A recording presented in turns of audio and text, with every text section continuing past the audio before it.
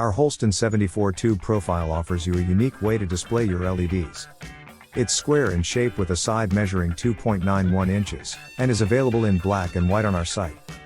It's strong enough to be self-supporting, which allows for many imaginative installations, such as a horizontally suspended tube light, a vertical pendant light, as a floor-standing column or pillar light, a square LED ceiling light, or simply as a wall-mounted fixture.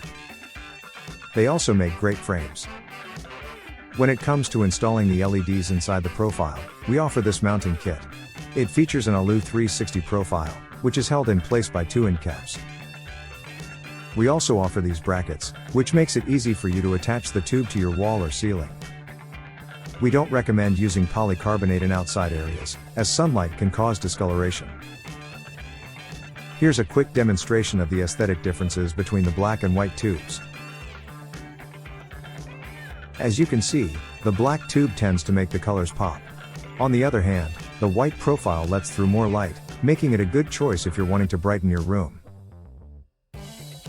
Thanks for watching. We hope that you found this video helpful, and we look forward to creating more like it in the future.